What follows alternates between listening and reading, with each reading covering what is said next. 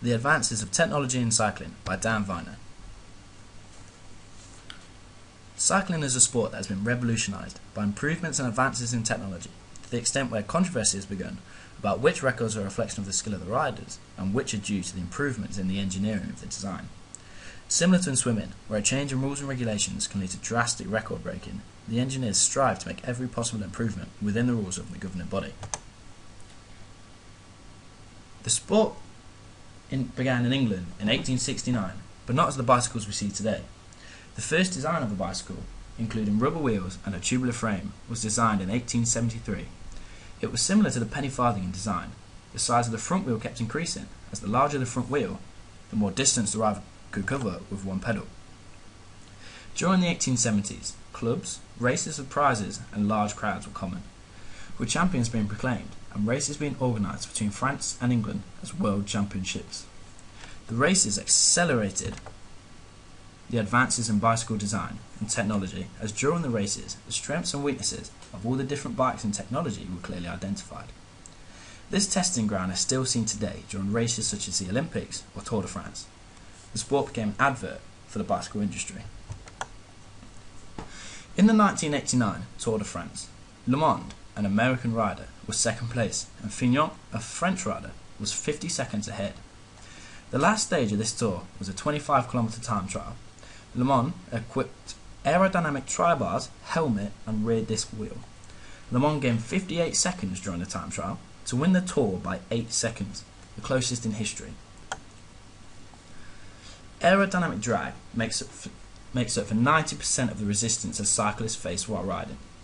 Teams focus on improving every possible aspect of the bike and rider in order to decrease aerodynamic drag and improve race times. Numerous designs have been created in order to reduce aerodynamic drag. The lenticular disc wheel is a solid disc which bows out towards the centre. In calm winds it can decrease drag by 2%, yet in strong winds the drag reduction can be up to 17%, but the side force acting upon the rider is doubled, causing a large risk to the rider. The lenticular disc wheel is therefore used mostly in the velodrome and also on time trials where every second and every advantage counts. The aero wheel has a large rim on the wheel, midway between a disc wheel and a traditional spoked wheel. This leads to a balance between decreasing aerodynamic drag and not increasing the risk to the rider by increasing side force. Although it doesn't decrease the drag to the extent of the disc wheel, it is a safer option for the rider.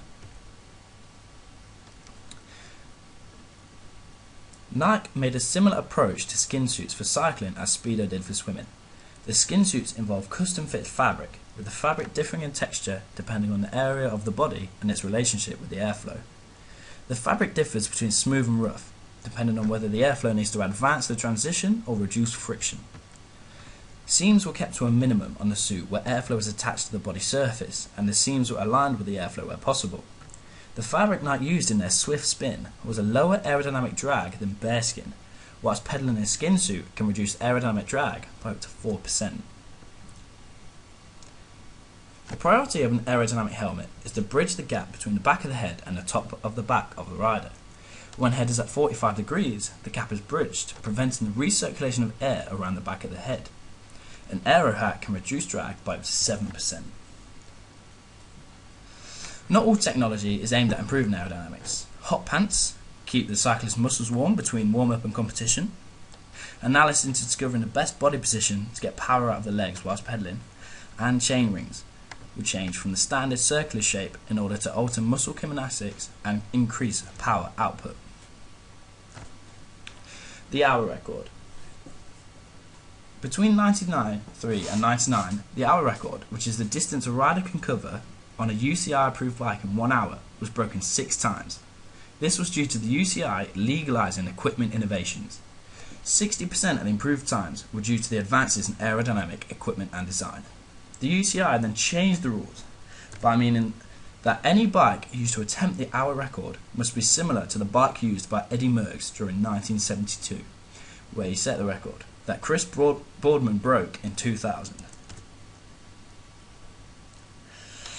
Potential problems. Finding viable and relevant references. Some of the relevant studies have been inaccessible, and there are limited studies on cycling technology. However, the BBC and ITV have conducted interviews, written articles, and even broadcasted short films on cycling technology. These are less reliable and valid references, and not as factual as published journals or books, though. The website will include a horizontal navigation bar with a drop-down menu from each button.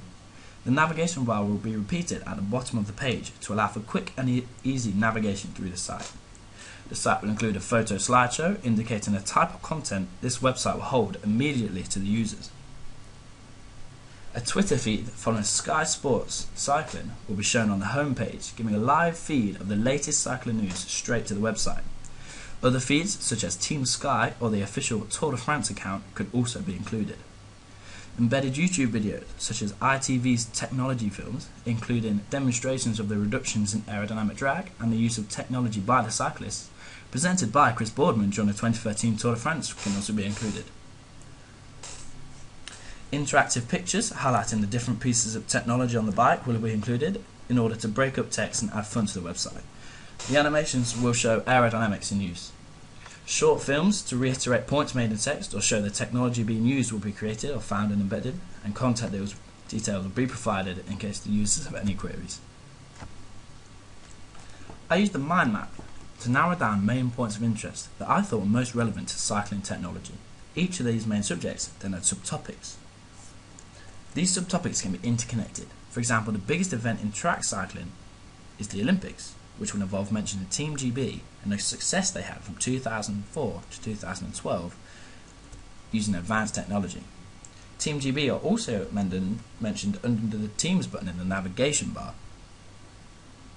These two areas can therefore be interconnected using a hyperlink or button to get from one page to the other instantly without having to use the navigation bar at the top of the page.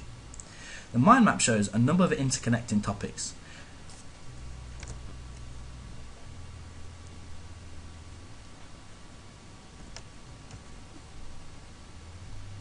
This draft website shows a simple website layout with a Twitter feed, photo slideshow, and hyperlink to a related article. This is the beginning of my homepage, using yellow trimmings as this is the colour notorious in cycling for the famous Tour de France yellow jersey. The Twitter feed provides the latest news from Sky Sports Cycling, and the navigation bar has the drop-down menus. I've also included a search bar. This site will aim to inform and educate. It will give users an insight into the history of the sport and huge advantages technology and innovations provide in this sport. Be a visiting ground for people who love the sport or just want to know more. Thank you.